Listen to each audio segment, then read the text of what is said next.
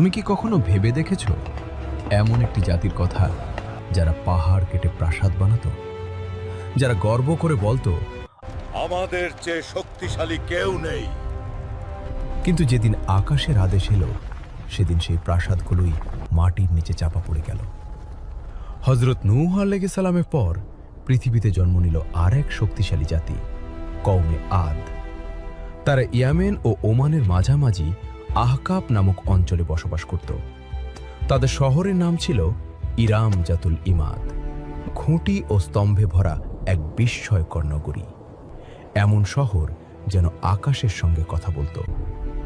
তাদের শরীর ছিল পাহাড়ের মতো শক্ত, উচ্চতা ছিল মেঘ ছোঁয়া, আর অহংকার ছিল আকাশ ভেদ করা।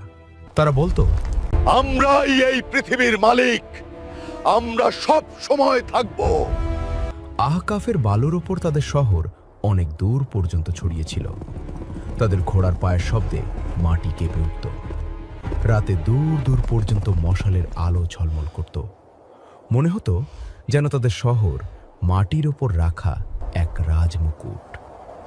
আর তারা নিজেদের সভা ও বৈঠকে বারবার একটাই কথা বলতো, আমাদের মতো মানুষ আর কখনো জন্মাবে না। তাদের শিশুরাও ছোটবেলা থেকেই পাথর তুলে শক্তি প্রদর্শন করত।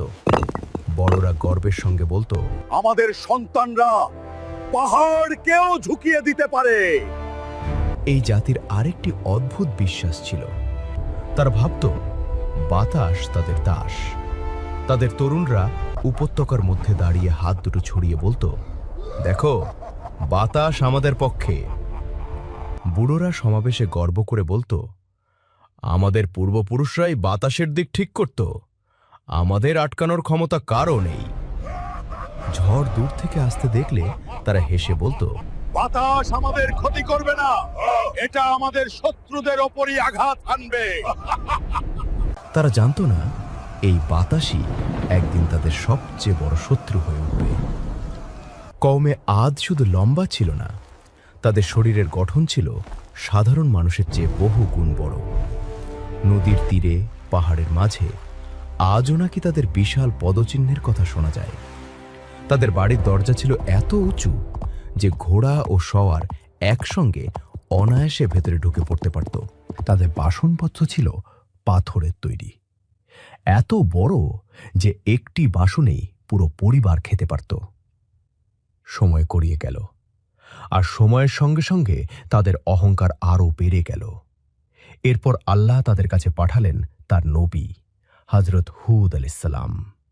তিনি বললেন, হে আমার সম্প্রদায়, তোমরা কেবল আল্লাহর ইবাদত করো, তিনি ছাড়া তোমাদের কোনো উপাস্য নেই। কিন্তু তারা বলল, আমরা কি পিতৃপুরুষদের ধর্ম ছেড়ে দিব? আমরা অনেক শক্তিশালী, আমাদের কেউ স্পর্শ করতে পারবে না। হযরত হুদ আলাইহিস সালাম আবার বললেন, আমি তোমাদের এমন এক শাস্তির ভয় দেখাচ্ছি যা তোমরা কল্পনাও করতে পারবে না। কিন্তু যাদের হৃদয়ে অহংকার বাসা বাঁধে তাদের কাছে নসিহত পাথরের দেয়ালে ধাক্কা খেয়ে ফিরে আসে। হযরত হুদ আলাইহিস সালাম প্রতিদিন তাদের বাজারে, তাদের মেহমানখানায়, তাদের দরজার সামনে দাঁড়িয়ে শেষবারের মতো ডাক দিতেন। কখনো তাদের সর্দাররা হেসে বলতো, যদি তোমার কথায় সত্যিই কিছু থাকতো তাহলে আমাদের প্রাসাদগুলো ভেঙে পড়তো। কখনো শিশুরা তার কণ্ঠস্বর নকল করে হাসাহাসি করত। আবার কেউ কেউ তাকে দেখলে রাস্তা বদলে নিত। হয়তো আল্লাহর ভয় তাদের চোখে তখনও এসে বসেনি। একদিন হযরত হুদ আলাইহিস সালাম তাদের এক বিশাল সমাবেশে গেলেন। সেখানে কওমে আদের সর্দাররা সোনার সিংহাসনে বসেছিল। হযরত হুদ আলাইহিস সালাম বললেন, আল্লাহর সৃষ্টি ও প্রকৃতির নিয়মের দিকে তাকাও, তোমাদের কোনো শক্তি আল্লাহর সামনে কিছু নয়। কিন্তু তাদের নেতা উপহাস করে হেসে বলল, এই ছোটখাটো কথা বন্ধ করো, যদি কোনো শাস্তি আসে আমরা আমাদের শক্তি দিয়ে সেটাকে থামিয়ে দেব। শাস্তি আসার কিছুদিন আগে উপত্যকায় এক অদ্ভুত ঘটনা ঘটল। এক রাতে আকাশ থেকে এক গভীর ভারী শব্দ ভেসে এলো। না মেঘ গর্জাল, না বজ্রপাত হলো। তবুও উপত্যকা জুড়ে মনে হচ্ছিল যেন কেউ দূর থেকে ডাকছে। কওমে আদের লোকেরা একে অপরকে বলল, এটা তো পাহাড়ের আওয়াজ। কিন্তু হজরত হুদ আলাইসাল্লাম বললেন, এটা রহমতের ডাক নয়। দ্বিতীয় রাতে মাটি হালকা করে কেঁপে উঠল, এতটাই সামান্য যে মানুষ তেমন গুরুত্ব দিল না। শুধু পশুরা অস্থির হয়ে উঠল। মানুষ হাসতে হাসতে বলল, দেখো, মাটিও আমাদের শক্তি থেকে ভয় পায়। তারা জানত না এটাই ছিল মাটির শেষ প্রতিবাদ। এরপর এলো আল্লাহর চূড়ান্ত সিদ্ধান্ত। প্রথমেই তাদের ওপর এলো বন্দিত্ব। 3 বছর ধরে আকাশ থেকে 1 ফোঁটা বৃষ্টিও নামল না। নদী শুকিয়ে গেল, মাটি পাথরের মতো শক্ত হয়ে গেল। পশু পাখি তৃষ্ণায় মারা যেতে লাগল। মানুষ আকাশের দিকে তাকিয়ে থাকতে কবে বৃষ্টি আসবে, কিন্তু আকাশের উত্তর ছিল নীরবতা। প্রথম বছরে তারা বলল, এটা তো সামান্য সমস্যা, আমরা শক্তিশালী মানুষ। কিন্তু ওটা বৃষ্টি ছিল না, ওটা ছিল এক ভয়ঙ্কর ঝড়। প্রথম ঝাপটায় ধুলো আর পাথর আকাশে উড়ে গেল। মনে হচ্ছিল বাতাস তাদের অস্তিত্ব মুছে দিচ্ছে। দ্বিতীয় ঝাপটায় গাছ উপড়ে পড়ল। প্রাণীরা বাতাসে ছিটকে গেল। তাদের মূর্তি, তাদের গর্ব, তাদের বাগান, তাদের শহর সব কিছু বাতাসে ছড়িয়ে পড়তে লাগল। দ্বিতীয় বছরে তৃষ্ণা তাদের জীব শুকিয়ে দিল। খালি পাত্র দেয়ালে ঠেকে পড়ে রইল। পশুরা তৃষ্ণায় লুটিয়ে পড়তে লাগল। তৃতীয় বছরে কমে আদের জমি থেকে হারিয়ে গেল সেই হাসি, সেই গর্ব, সেই শব্দ যা একদিন আকাশ ছুঁতে চেয়েছিল। মানুষ হজরত হুদ আলাইসাল্লামের কাছে এলো, কিন্তু এবার আর কোনো কান্না ছিল না। শুধু একটি কথা শোনা গেল, এখন শাস্তির সময় কাছাকাছি। এরপর একদিন আকাশে দেখা দিল 3টি মেঘ, একটি লাল, একটি সাদা আর একটি কালো।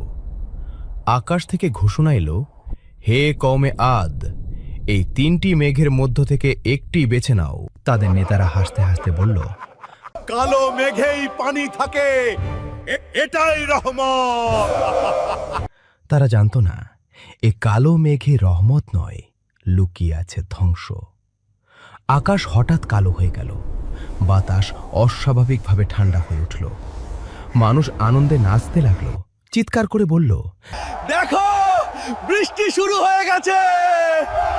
রাতে মানুষ তাদের সন্তানদের বুকে জড়িয়ে ধরল, কিন্তু ঝড় ছিল তাদের কান্নার চেয়েও দ্রুত। তৃতীয় ঝাপটায় মানুষ বাতাসে ছিন্ন ভিন্ন হয়ে গেল। যে প্রাসাদগুলো একদিন স্তম্ভের ওপর দাঁড়িয়ে আকাশের সঙ্গে কথা বলতো, সেগুলো আজ বালির নিচে গলে গেল। 7 রাত এবং 8 দিন টানা সেই ঝড় চলতে থাকে। আকাশ গর্জন করে ওঠে, মাটি কেঁপে ওঠে। তাদের রাজপ্রাসাদ, তাদের গর্ব, তাদের অহংকার সব কিছু মাটির সঙ্গে মিশে যায়। আল্লাহ বলেন, কওমে আদ ধ্বংস হয়ে গেছে এক কঠোর গর্জনকারী ঝড়ে, যা 7 রাত ও 8 দিন ধরে অবিরাম তাদের উপর আঘাত হেনেছে। আর যখন সেই বাতাস থেমে যায়, তখন আর কোনো শব্দ থাকে না। থাকে শুধু নীরবতা, থাকে শুধু বালুর সমুদ্র, আর পড়ে থাকে উপড়ে যাওয়া খেজুর গাছের মতো ভেঙে পড়া দেহাবশেষ। কিন্তু যারা হজরত হুদের সঙ্গে ঈমান এনেছিল, আল্লাহ তাদের রক্ষা করেছিলেন।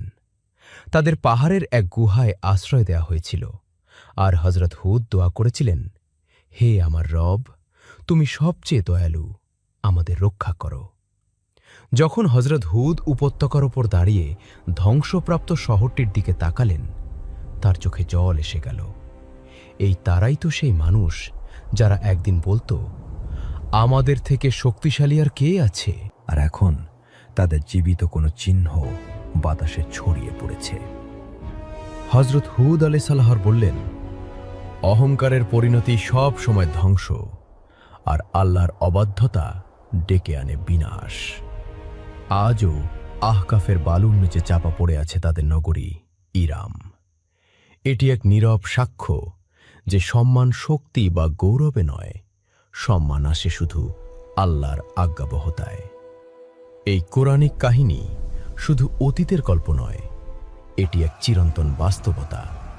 যখন মানুষ অহংকারে ডুবে যায়, যখন জুলুম ও অন্যায় রাজত্ব কায়েম করে তখন আল্লাহ তাকে ইতিহাস থেকে মুছে দেন।